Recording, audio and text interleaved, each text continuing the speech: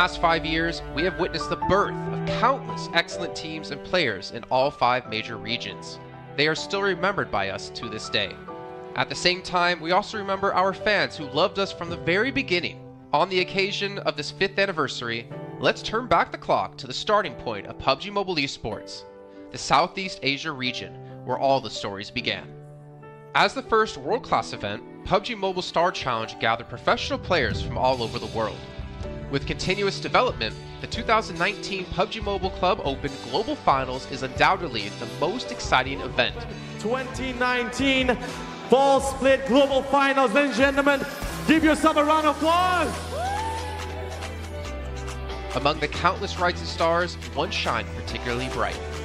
Bigatron Red Aliens, a team from Indonesia, Bigatron Red Aliens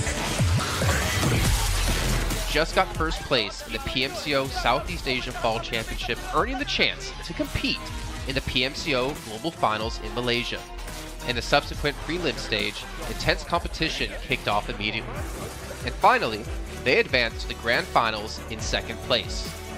BTR demonstrated impeccable strength in the competition.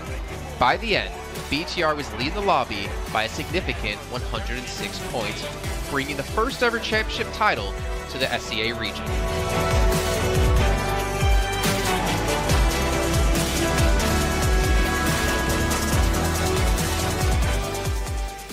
Di saat itu siapa yang nggak kenal dengan nama Bigatron gitu? Tim yang punya segudang prestasi, mereka juara dunia di PMCO Global Finals tahun 2019.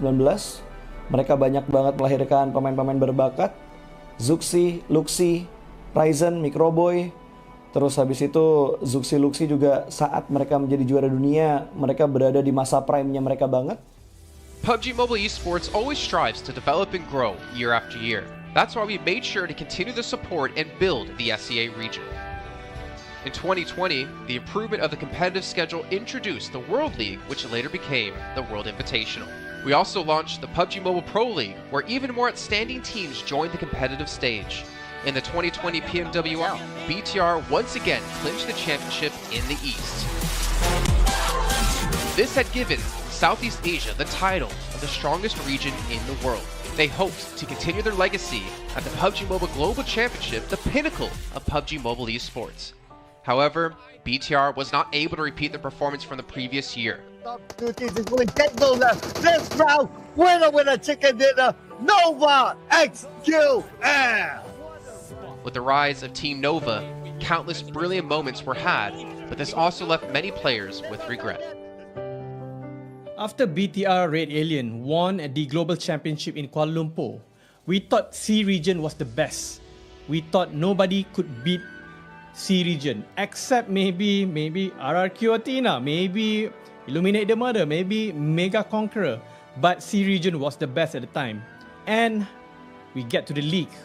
We heard of a team called Nova. We thought maybe this team is not that good. On the contrary, they owned all the teams. They were very good. Let's move forward to the year 2021.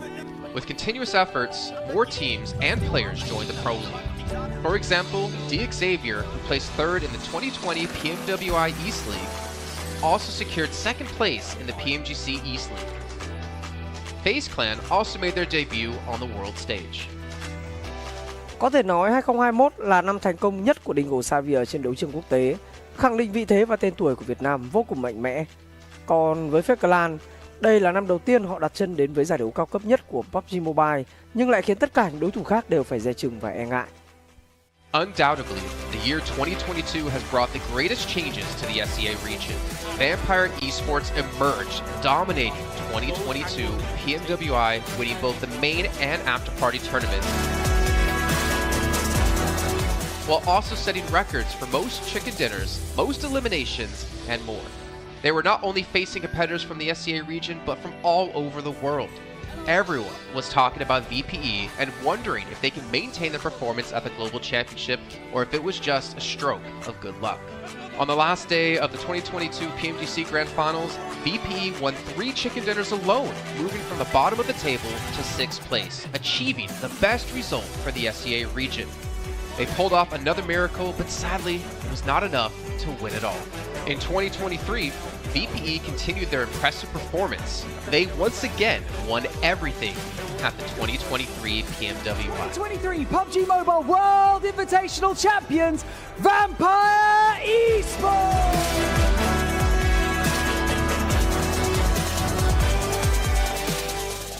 ก็ย้อนกลับไปในปีที่แล้วนะครับเอาจริงก็ผมมองว่าน่าจะ โอ้โหไม่มีใครที่จะมองว่าทางฝั่งตัวแวมไพร์จะซักเซสได้ถึงขนาดนั้นนะครับเพราะยุคนั้นเหมือนทุกคนจะโฟกัสไปทางฝั่งตัวอินฟินแล้วก็เฟคแคนที่มีแบบว่าผู้เล่นดังๆนะครับแล้วก็ถ้าจำมันได้เหมือน PMGC ปีล่าสุดมากินไก่แบบเบิ้ลติดกันในวันสุดท้ายเหมือนเอาจริงน้องๆก็เคยบอกเลยว่าเฮ้ยเราเครียดกันไปหรือเปล่ามันเป็นตัวเองดีกว่าเล่นแบบปล่อยจอยได้แบบจอยเลยสุดท้าย3 จะติดจบอันดับ 6 ของโลกซะอย่างนั้นนี่นะครับแวมไพร์สปอร์ตเดี๋ยวเชื่อจัด But don't forget, Alter Ego, an Indonesian team, showed a very strong performance by winning the Super League twice. The SCA Super League was an upgrade to the previous championship, which by many is considered to be the most competitive league in PUBG Mobile. They could potentially become the next legend of the SCA region. Untuk dibilang legend, gue rasa belum sih untuk Alter Ego. Walaupun mereka sempat ngedapetin back-to-back champion untuk di PMSL 2023, itu menurut gue hanya sekedar untuk ngasih pembuktian gitu bahwa Indonesia tidak kehabisan pemain berbakat. Ya mungkin contohnya Rosemary gitu. Datangnya dia ke Alter Ego tuh bener-bener jadi ujung tombak untuk Alter Ego. Dan gak berhenti di Rosemary, masih ada Alpha juga yang didatangkan oleh Alter Ego untuk mengisi kekosongan atau kekurangan dari Alter Ego. Dan gue rasa PMGC 2023 ini akan menjadi ajang global championship pertama gitu untuk Rosemary dan juga si Alpha. Jadi wajib banget kita nantikan performnya mereka di PMGC 2023. Dan please di notes, pastikan tonton Alter Ego sampai akhir. Of course, there are many more teams we haven't mentioned, but these teams will all take part in the 2023 PUBG Mobile Global Championship. So what do you think? Who will be the ultimate winner in this year's PMGC? Will they be from SCA? Well, there's only one way to find out. Greetings, PUBG Mobile players! The long-awaited Frost Festival is about to commence. In the new version 2.9, we'll be introducing battles filled with a frosty atmosphere. Snow Battle is coming to town. Furthermore, you'll also get to experience updates to World of Wonder and Classic Mode. So let's dive right into it. In the Frost Festival, we'll be bringing you a series of snow-themed content, including a new Snowy Village-themed area, fun interactions with snow pals, and snow-themed items for more gaming fun and excitement. When Miraculous December comes, the Frosty world will undergo some magical changes. Stay tuned for updates. Don't miss out. First, let's take a look at the new themed area, Snowy Village. The village covers a wide area of 280 by 150 and has loads of supplies. It's located near Stalber in Erringel, Iceborg in Livik, and Goroka in Vikendi. In addition to the buildings on the ground, the underground area of the Lucky Ice Tower is also worth exploring. Make use of the 2-story layout to experience a completely new battle experience. Sound the bell in the Lucky Ice Tower, and you can even summon rewards. Additionally, the village also has a snow rail, which can help you quickly move around and gather supplies. It allows you to navigate flexibly between different areas of the village and also swiftly relocate to advantageous positions during battles for your team to counterattack more effectively.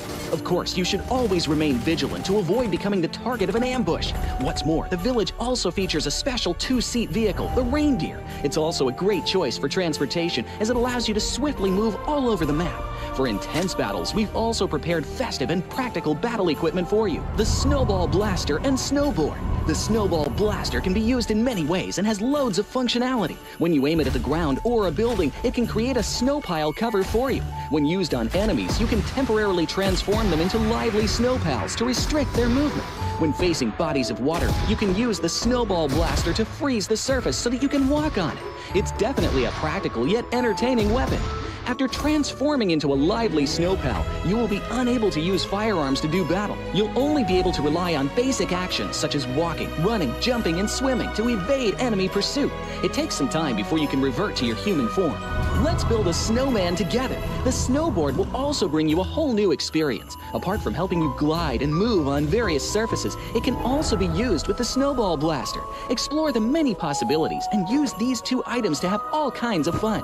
We've also designed various interactive mechanics, such as searching for snow toddlers, lucky ice, and the snow blast zone. When you encounter a lucky snowman on the map, don't be in a rush to leave. There are 4 lost little snowmen hidden near the lucky snowman. search for the 4 hidden snow toddlers and bring them back to the large snowman. You'll then receive a token of gratitude. There are lots of lucky ice scattered across the map. Shatter the ice to get the supplies inside. Try using a melee weapon to break the ice more easily. Furthermore, you'll find that snow has engulfed some red zones on the map, and the falling snow will bring about many interesting effects. Players within a snow blast zone will be transformed into a lively snow pal if they're hit by the snow. If the snow lands on the ground, a snow pile cover will be created. In this World of Wonder update, we'll be introducing a brand new transformation skill gameplay and a catch me hide and seek gameplay for you to enjoy the transformation skills to the fullest. Of course, you can also use this skill to create more interesting creations. We've also added a Snowy Village map template to celebrate the Frost Festival with creators. Additionally, we've also made some updates and improvements to gameplay devices, game parameter settings, and the editor. For more details, please follow the official PUBG mobile community. We'll continue introducing the latest WoW content to everyone. As for Classic Mode, we've also made some improvements to vehicles, firearms, creation mode, emotes, settings, and more. First, we've enhanced the designated marksman rifles. Some DMRs can be equipped with the full auto mod to fire in full auto. We've also improved the attributes and handling of some vehicles to enhance your driving experience. We've also added a new garage mechanic. From now on, you can choose your dream ride during matches. Meanwhile, we've also added a custom SFX adjustment feature. You can adjust the volume of some sound effects to whatever best suits you. As for creation mode, we'll be introducing some quick view features for watching the victory dance and fireworks displays and the new Frozen Kingdom themed performance in order to provide players with more possibilities for creative content. Furthermore, we've expanded the emote backpack. Now you can equip more emotes before entering the battleground. That's a wrap for the main content in this new version. In addition, new content will be added to the popularity battle event, Metro Royale, and season rewards. For more details, follow our official PUBG mobile community. Snow Battle is coming to town. Winner, winner, chicken dinner. In 2020, while the eyes of most PUBG Mobile viewers were focused on Southeast Asia as well as other regions, there was one region in particular that went under the radar, the 2020 EMEA League. Numerous teams from different regions were fighting for a spot in the 2020 PMGC. Among them, the teams from the EU region were the most dazzling. Kanina Power, which had previously won 3rd place in the 2020 PMWL West League, managed to break through and eventually won 6th place in the 2020 PMGC. Class Dilge Athletics from Turkey also successfully took 8th place.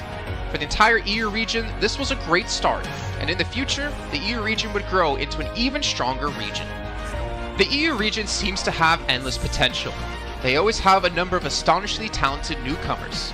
In the 2021 PMWI, in addition to the veteran team Kanina Power taking 2nd place, the newly reorganized team in 2021, Next Ria, Xenox in the smokes, the solo by themselves, surprisingly won 3rd place. The EU region seems to just have endless potential. There's always a number of astonishingly talented newcomers coming up through the ranks, developing their skills, and in 2021 at the PMWI, you had some of the veterans there for sure. Kanina Power taking 2nd place, an incredible performance coming through from them to get that 2nd place. But not only that, you had the reorganized team for Next Ruya in 2021 who won PMPL Turkey. They came 1st in their region and then were invited on the back of that to the PMWI West to take 3rd place. So these new talents working as this new roster at the time, a phenomenal resurgence there, and there's so much more left in the pipeline, I'm sure, for this region. I'm really excited for what the future has, and I can't wait to see what they've got. In the 2021 PMGC, teams from around the world gathered once again. First of all, worth mentioning is that among all the participating countries in the grand finals, Turkey had the most with 3. Among them, teams like S2G and Next Ria finished 4th and 6th respectively. This was a massive achievement. The efforts of the EU region are constantly bearing fruit. Now they just needed an opportunity. 2021 yılında Dünya Şampiyonası istediğimiz gibi başlamıştı. Çünkü West aşamasında 3 takımımızı birden ilk 6'ya sokmayı başardık ve büyük finallere 3 takımımızı göndermiştik. S2G 4. olarak buraya katılma hakkı kazanmıştı ve kadrosunda Rip7, Timber, Kalse, Sylas gibi isimler vardı. Büyük finallerde ne yapacağını çok fazla kestiremiyorduk temsilcilerimizin çünkü dünyadaki takımların iyi performansları söz konusuydu. Büyük finallerde temsilcimiz S2G 4. olmayı başardı. Nexu'ya 6. olmayı başardı. Maalesef Fenerbahçe ilk 8'in dışarısında kalmıştı. Ama bu takımın ileride çok iyi şeyler vaat ettiği konusunda herkes hemfikirdi. Next, let's go directly to the 2022 PMGC. At a time when everyone was focusing on whether Nova could win 3 consecutive championships, a team that was not originally a favorite to win was about to become the focus on the stage. S2G performed consistently in the first 2 days of competition, always maintaining a position at the top of the leaderboard. And on the final day, S2G changed its conservative tactical strategy and sought to gain more elimination points in the last few rounds. And in the last round, S2G secured the championship with 15 elimination points. Champion of 2022, it is S2G! They finally broke through and made history for the EU region. 2022 Dünya Şampiyonası bizi büyük zaferler getirdi. Tabii ki Dünya Şampiyonası başlamadan önce bu zaferlerin geleceği konusunda çok bir fikrimiz yoktu. S2G kadrosunda bazı değişiklikler yapmıştı. Takıma yeni katılan oyuncular vardı. Özellikle Reis ile birlikte takımın form seviyesi gerçekten çok yüksekti. 2022 Dünya Şampiyonası finallerine 2 takım göndermeyi başarmıştık. Bir tanesi S2G, bir tanesi Fireflux. Maalesef 2 takımımızın kaderleri birazcık farklı oldu. İlk günden itibaren S2G sürekli olarak zirveyi kovalarken Fireflux için işler iyi gitmemişti. 3. gün geldiğinde S2G güzel maçlar geçirdi ve şampiyonluğu Türkiye'ye getirmeyi başardı. Bu Türkiye e-spor tarihindeki en unutulmaz başarıydı. This year, the EU region has continuously produced even more strong teams. First of all, G Gladiators won first place at the 2023 PUBG Mobile Pro League Spring Regional Championships and third place in the 2023 PMWI. Veteran teams like Nexuria and Canada Power have been performing better and better this year and successfully qualified for the 2023 PMGC. Subsequently, hot recent teams like Mad Bulls, BRA Esports, Major Pride, Elise Esports, Demorte, among others from EU, have also successfully gotten a spot in PMGC. They all look forward to continuing the success of the EU region in 2023. There are many questions surrounding PMGC. Will S2G successfully defend their championship? Will another EU team lift the trophy? Could it even be a team unexpected to win it all? Let's witness it together in Turkey.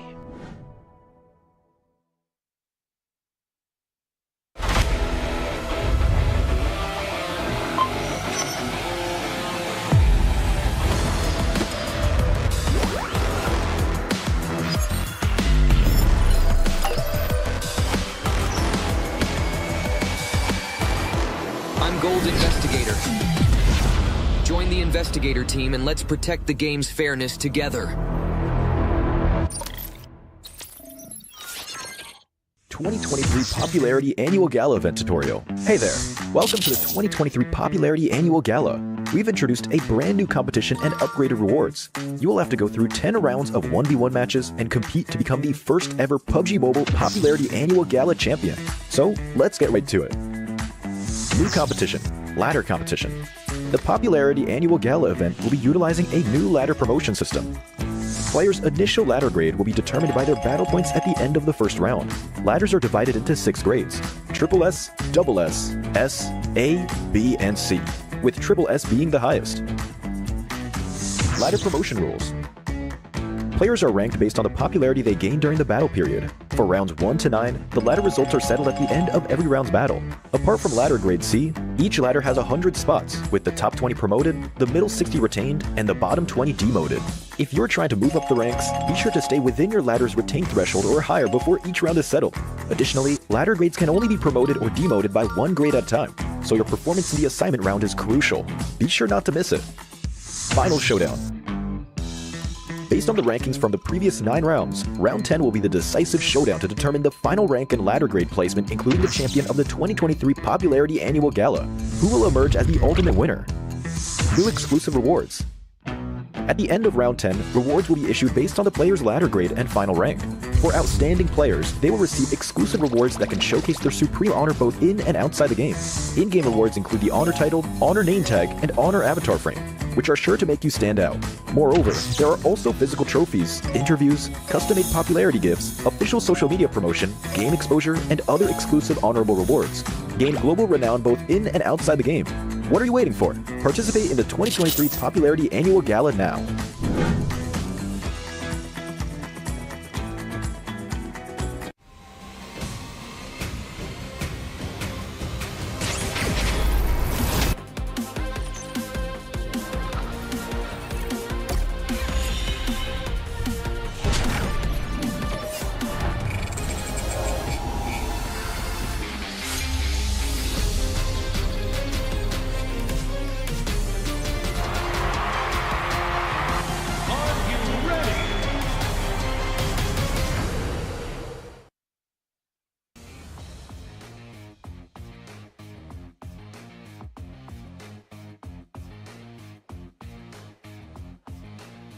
Welcome back to the PMGC 2023, and this is going to be the last chance stage here.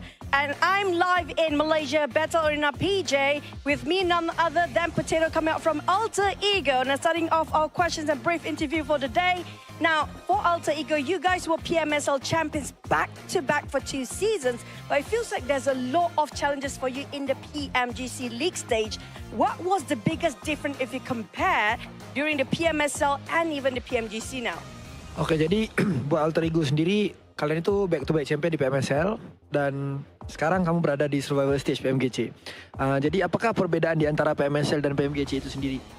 Oke, kalau perbedaannya menurut kita sih dari segi adaptif di tim-tim global ini ya. Karena dari segi adaptif atau adaptasi mereka sangat-sangat kuat lah. Jadi mereka nggak ada patokan mau gameplay gimana, jadi mereka menyesuaikan dari segi gameplay. Okay, if you ask me the difference between PMSL and PMGC, most of the team at this PMGC, they know how to adapt with the situation. They don't have like one specific play style or they want to play passive or aggressive. No, they're not doing that. They just adapt with the situation and improvise from there. So I guess that's the biggest challenge for them as well then. And now, based on yesterday's matches, are there any adjustments? Since today is your last day playing as well, you have to wait for tomorrow. Will there be any adjustment for your team to make it for the next stage and get a better result? Oke, jadi buat hari ini adalah hari terakhir buat Alter Ego sendiri. Apakah menurut kamu sendiri ada sesuatu lah yang kamu ngerasa bisa nggak kamu lolos ke survival stage nanti gitu? Apa yang kamu harus lakuin buat kamu lolos ke survival stage? Apa yang harus kita lakuin sih pastinya lebih ke mematangkan kesalahan kemarin ya. Jadi kita belajar banyak dari kesalahan kemarin. Kita benar-benar adjust lah untuk hari ini karena hari ini kita terakhir bermain dan grup green besok masih grup red dan yellow masih bermain. Okay, so for me from Alter Ego, we want to do our best. We already touch up our mistake. We already learned from the past, and yes, of course, today group green and versus red, but then red is gonna play in tomorrow. So I think we're gonna perform really well so that group red is not gonna qualify easily to the last chance. Now I'm going to touch that for a bit more. Since you mentioned about your mistakes yesterday, and it's so hard to actually identify your mistake in a very short time, can you state out some of the mistakes that's quite major for your team? Ya, kamu ngomong-ngomong, kamu ada ngomong tentang permasalahan yang terjadi lah, mistake-mistake terjadi. Bisa nggak kamu cerita sedikit aja, apa salah satu contoh mistake-mistake yang terjadi di kemarin hari? Mistake yang kemarin terjadi sih kita belum expect sama keisengan Semnan ya. Jadi benar-benar dari semua map kita benar-benar deket sama dia dan lumayan mengganggu gameplay kita lah. So the things that I don't expect is the playstyle from Sem9. So that's the mistake that we learned back then is because of our drop spot in every map is quite near with Sem9, and yeah, we don't expect these things gonna happen, and yes, they give us so much trouble. I mean, that's the unexpected to be happening on the global stage, definitely now. You mentioned about Sem9. Are they one of your greatest threat when it comes to this stage, or will there be somebody else so far? Kamu ngomong Sem9 nih, kamu mention Sem9. Apakah Sem9 itu salah satu tim yang kamu ngerasa PR terbesar kamu, ataupun ada tim-tim yang lain? Enggak sih. Karena emang kemarin iseng aja, kita nggak expect dia bakalan main se-iseng itu. Okay. So basically, it's not really Sem9 is our biggest threat, but then we just don't expect they're gonna play like that. Okay, so we might have more surprises for today, by the way. With tight points among the teams, and you still have a great chance to make it to the last chance stage. What's your focus to improve your rankings since today is your last day? And what do you think is the most important outcome for today's games? Oke, jadi kalau kita lihat dari point system, poin kalian itu tidaklah terlalu jauh untuk kamu lolos ke ke last chance. Jadi, apakah fokus terbesar yang kamu mau fokusin hari ini supaya kamu bisa lolos ke last chance? Kita lebih ngemaksimalin tiap game sih. Jadi kalau tiap game kita mendapatkan hasil yang bagus, poin juga bakalan ikutan bagus juga. Jadi kita fokus game per game. Okay, so basically we're gonna focus on each game. We're gonna focus on our first game first. It's because of I believe if we focus on each game, the point will come afterward. So we're just gonna do our best in every single map so that we're gonna maximize our point. I agree. It's one step at a time, one thing at a time as well. But we're done here on Stage Live. We're going to toss it back to the casters. Good luck, all the best for all the teams out there competing, especially when it comes to Green Group. Today will be the last day performing, and the next day they have to just wait it out. We're just going to toss it back to the casters. Casters, take it away.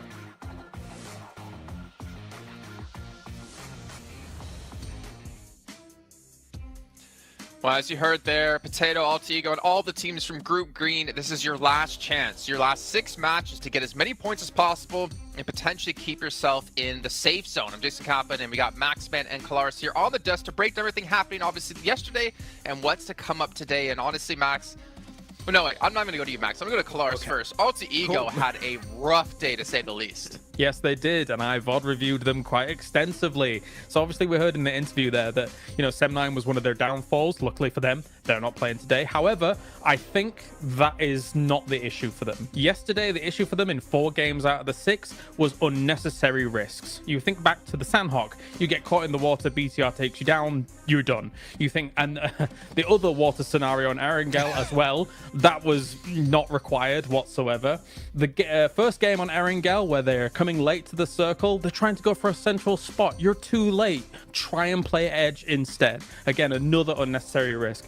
And then finally, Sem9 on Erangel being able to take them out when they're trying to find cars, right? So all of these unnecessary risks that they're taking could be easily mitigated if they're just playing a bit more mature PUBG Mobile and trying to play a bit more of a controlled style.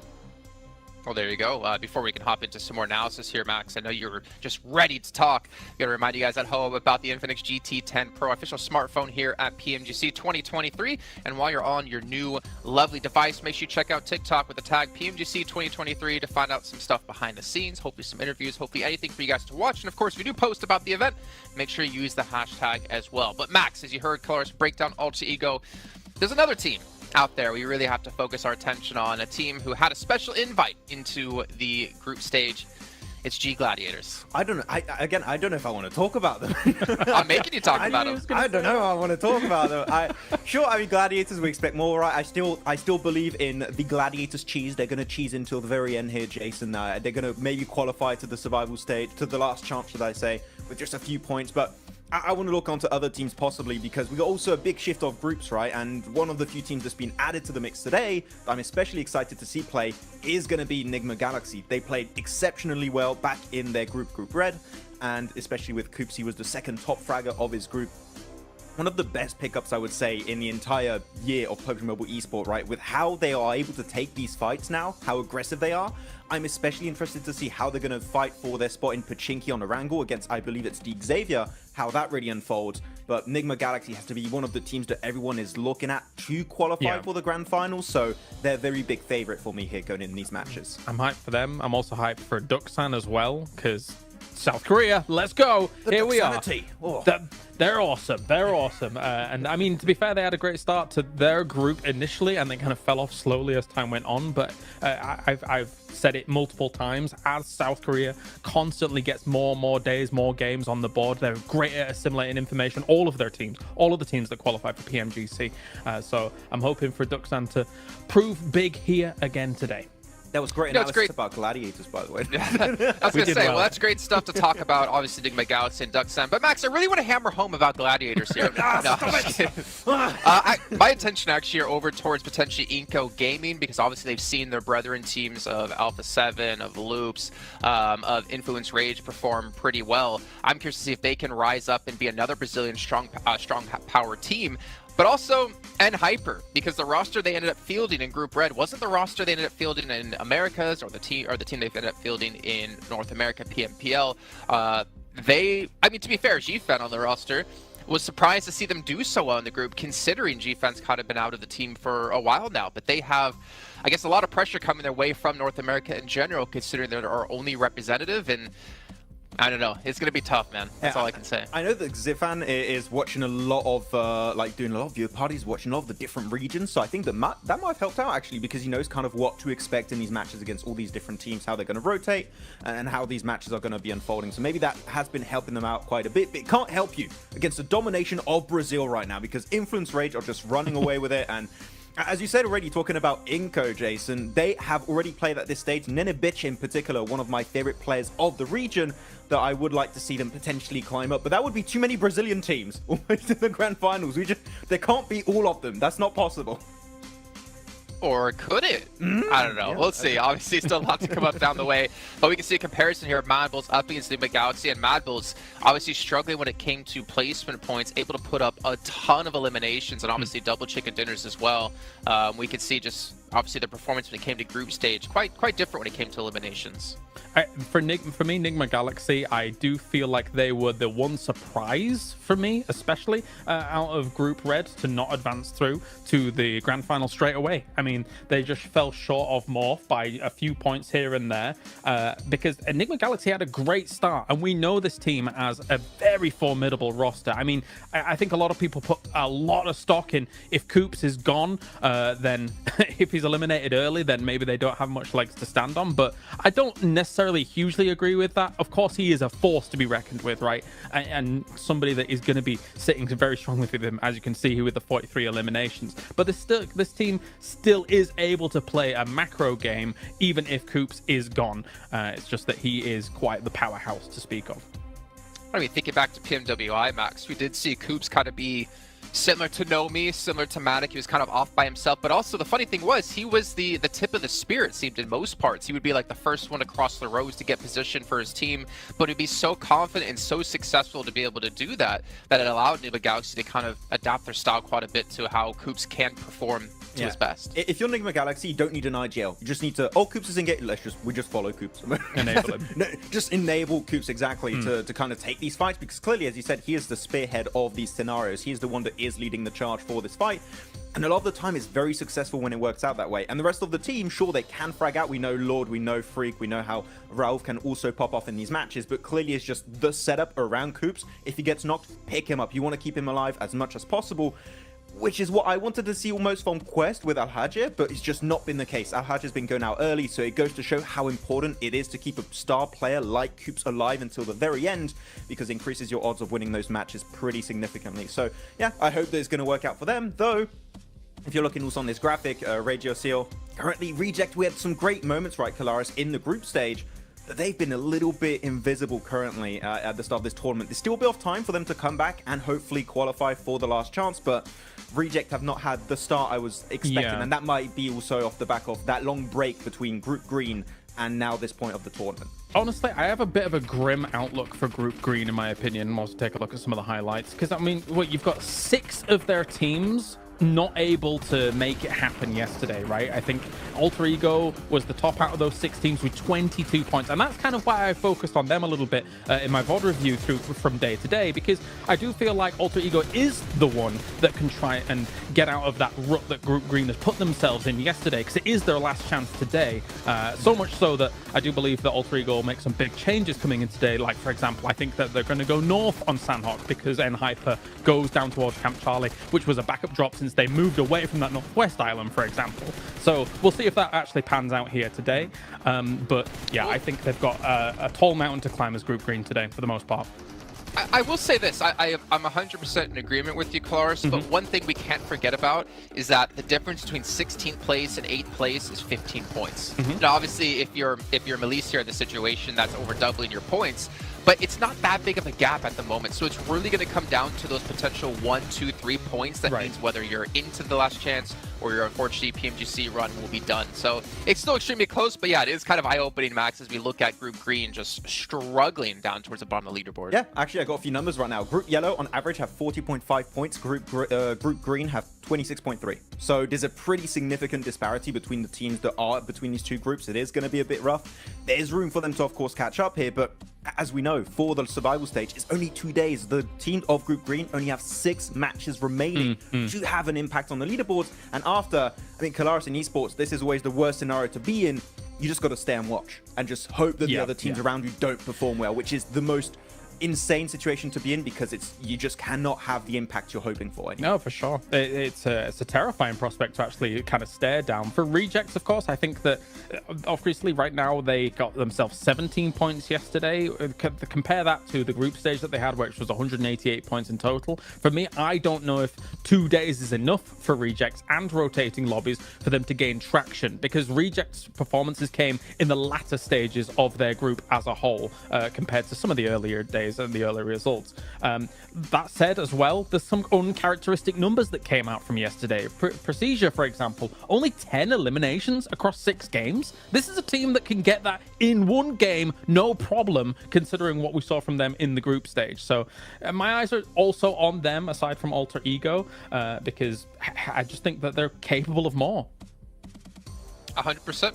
I completely agree, and unfortunately just not seen out of them and the Twins. But you know what, obviously rotating groups, I think for me, as you kind of mentioned, right, like we have rotating groups, it kind of doesn't favor some of the teams. But for me, PMGC is always about finding the best all-around team, because there's so many different kind of mini tournaments within tournaments, right? You have your group stage where you play out the same teams over the course of 3-4 days. Then you have this event where you have rotating groups, you have to be adaptive. Then you get to the grand finals where it's going to be a sprint, or I guess the last stage coming up in just 2 days, where it's really a sprint, right? With just 2 days of play. You got to be good all around, and we're going to find the team to be just that, hopefully, very, very soon. But one team I did want to focus on, just really quickly, because I want to throw this out there in case it happens. Influence Rage. You're so far in the lead, there should be no chance you're ever going to fall into the bottom 8.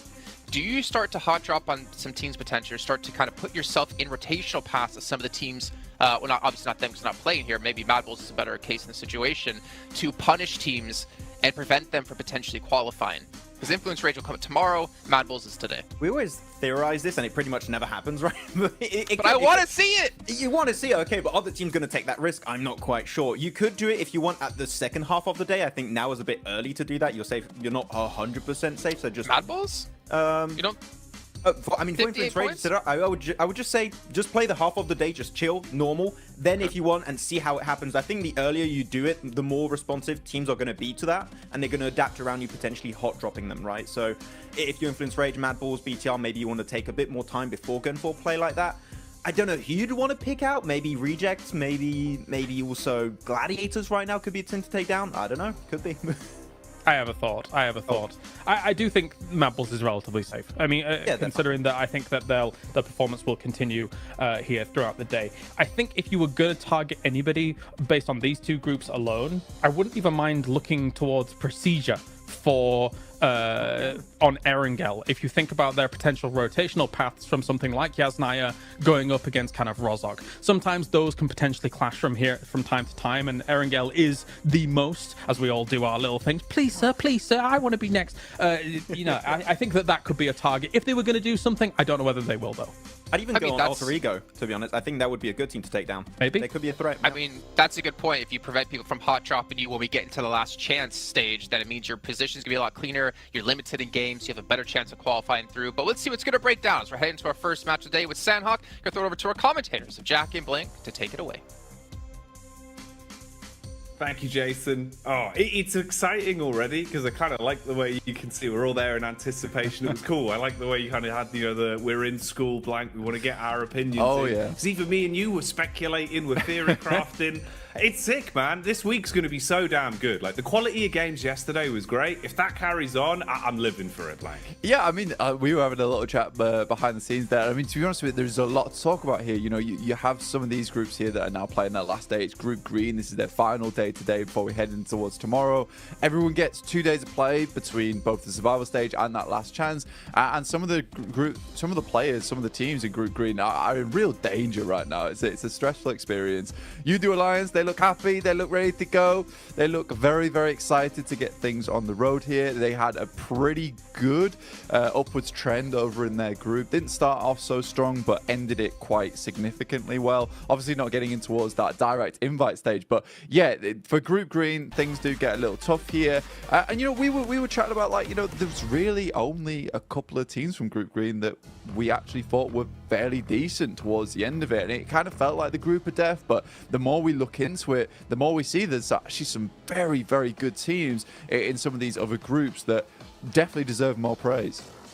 Absolutely. I think that's sort of the speculation that we had when we came to this agreement, you know, like looking back on it, in retrospect about the rose-tinted goggles or green-tinted goggles, really, the upper echelons of that group were absolute masterclass, right? Even Reject Tokyo can be lumped in with that, with how well they were playing over that week. But since coming into this, well, hang on a minute, hold that thought. It seems that hot drops are happening, Blank. What's going on here? Straight into the action. Is that Mad Balls under pressure already? It is Inco versus Mad Balls here. And we saw this versus Mad Balls in the very first day of their group versus Falcons. They lost their hot drop, but they're used to it now. They're expecting something to go off. They've already found one knock off the bat here. Let's see if they can find any more, Jackie. How far can they go with this then? Fleek getting the reload off instantly, trying to assess the situation. Now, Mad Balls always feel like they were hit with pressure on Sanhok. Even back in regulation of Group Green, they were being tested for control. Inco are the ones that are starting to show up here, though. Early damage done. Fleek down by the DBS. Another knock coming in, Blank. Bit of a trade, but now we're seeing them both be severed. Lots of damage across either squad now. It was one apiece, but Inco were able to get that res off there. Vitali will finish off Fleek in the meantime. Zerich desperately trying to hold his own. Becker trying to head down the stairs. Nice little peek out coming through from Inco. Only one Mad Bull left remaining, but it's Tulika. He was having a fantastic day yesterday. Not about to let this game slip out of his hands, but he's only got one teammate left to bring up. But a huge amount of damage onto Squash. Last player alive, Tulika. Can he clutch this out? Oh, is it going to be burned clutch like a used car salesman? Drop down for Squash, seeing if he can clear his way through as the bullets come flying. Tulika calls for the backup of his teammates, rotating further over so he's got room to try and pick him up later if possible. Doesn't peek off the back of the bait of the movement either, so Squash still holding. Frozen expires, and it's all on Tulika for good. No chance of getting his teammates back, so worst case scenario has happened here. Even if either one of these solos get away and give up the final elim, you have crippled yourself coming into the opening game today. And this is it, Blank. They've got to roll with the punches now.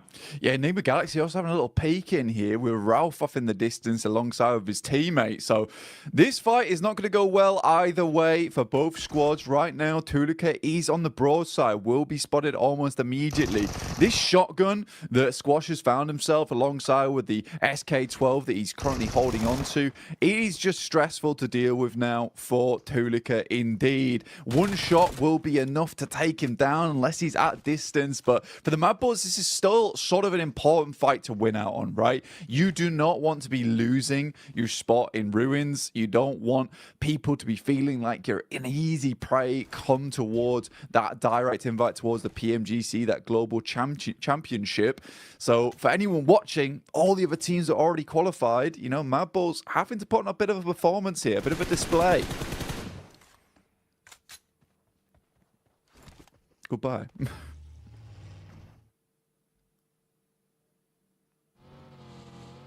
And with that, Tulika will move onwards. Ralph takes out the final player there from Inco.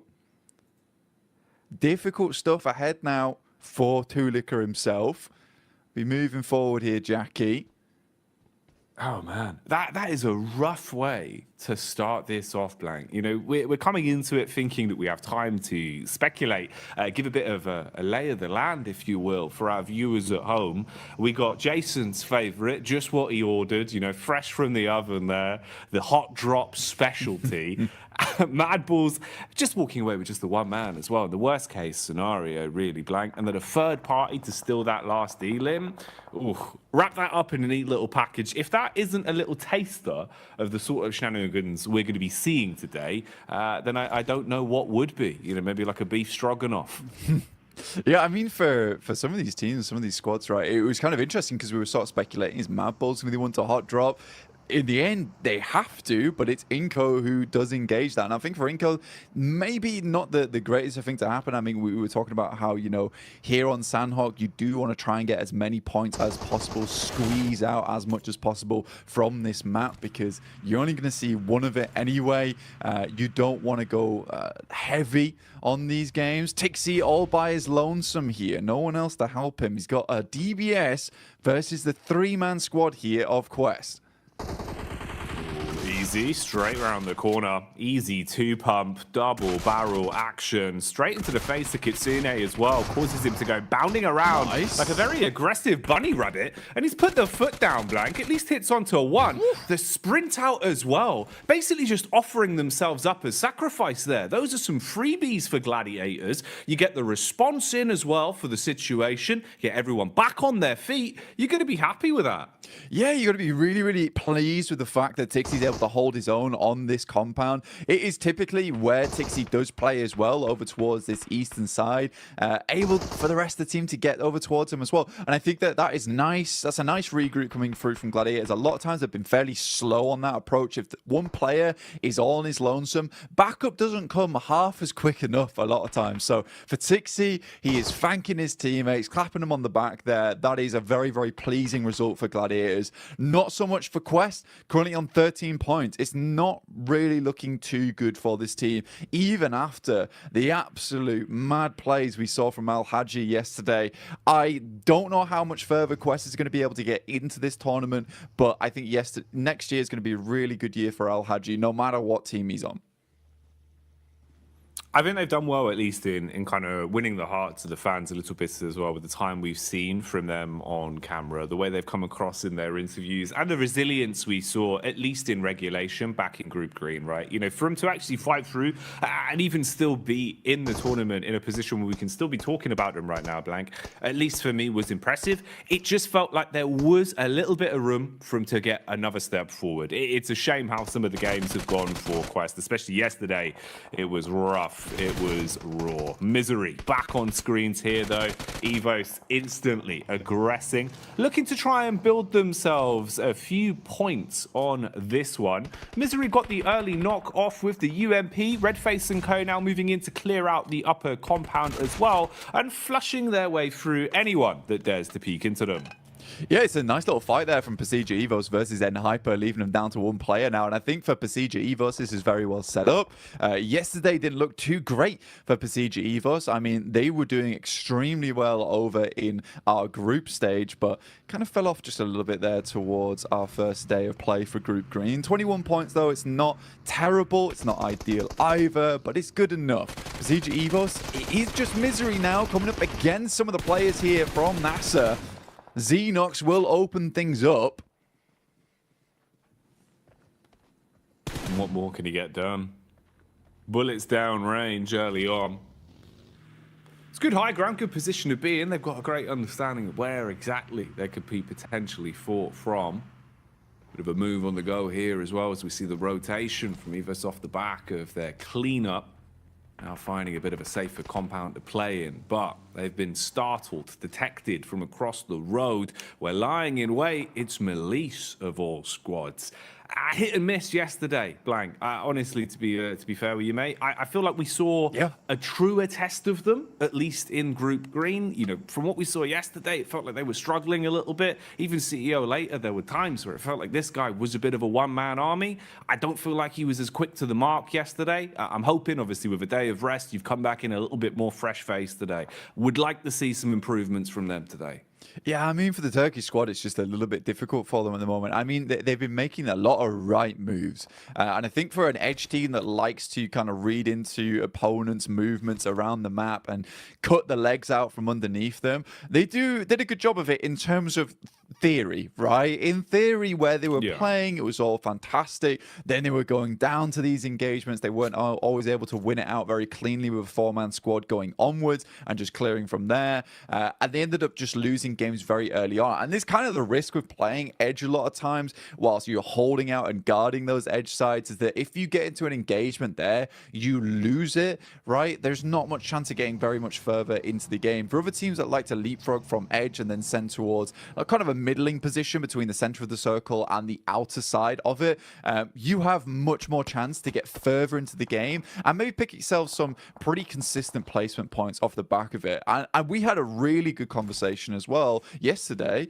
or even this morning, actually, bloody hell, mixing up my time zones. It's all going so quickly right now, where we were talking about, look, some of these teams yesterday just came out absolutely swinging, and I think in this format you have to, whereas other teams sort of got in their own heads a bit.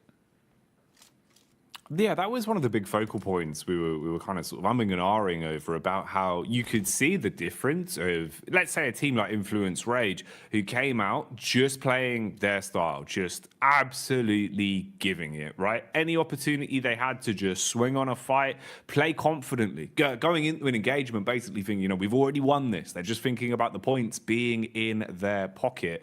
You're going to have so much more of a better time of it than going into it giving so much respect to teams, overthinking these situations. And we've seen that change. A lot of our squads from Group Green, it feels like their play styles have kind of flip-flopped more so than anything compared to what we were seeing during that regular point. This is an interesting one, actually kind of ties into that. You can see here, Reject Tokyo at least getting a bit more confidence to fight and contest for center control. A little bit lucky there in terms of the draw of the circle, but it works out. You've got a compound, you're in a good spot, and they're going to be pleased with this, mate. They'll be chuffed with that blank, because when they had center control, when they felt comfortable early in a compound, this is where we saw some of the better games from Reject, because honestly, they're great on defense, good comms. It just felt like getting there was rough for them. They've been playing a lot of Edge, and it hadn't been working out too well. I'd hope that would be a positive change. Bit of a fight potentially developing here as well. You've got the push up the hill. Focus is drawn from NASA towards the backside, but a few bullets whizzing on by. Room for a bit of a scrap here. Yeah, I think for Enigma Galaxy as well as Nasa, this is a case where potentially Enigma Galaxy will just think about just swinging wide of this, potentially trying to get in underneath towards Painan. I think Enigma Galaxy is a team that is very well known for some of their more smart rotations. A little bit of a scout there from Ralph. He's in very much danger now of taking a knock. Luckily, the vehicle is going at a strong 90 miles per hour. Alter Ego zooming in towards where Reject is playing. Already Octa gets taken down here. They try and take control of one edge, but Reject has penned them in, locks them into one location. Now the nades can start to come through. There's a lot of damage off the back there. In the meantime, Duxan does take down Ralph. We talked about him earlier being very, very low. Pins pulled on the nades for Alter Ego, looking to see if maybe there's a way they can defend themselves with these bad boys. Problem is they've already taken so much damage. Reject Tokyo setting themselves up. They're trying to reset in terms of the defense and readjust what positions they're playing from so they can support each other a little bit easier. There is nades in play as well. Reject Tokyo normally very good on lining up those double nades. That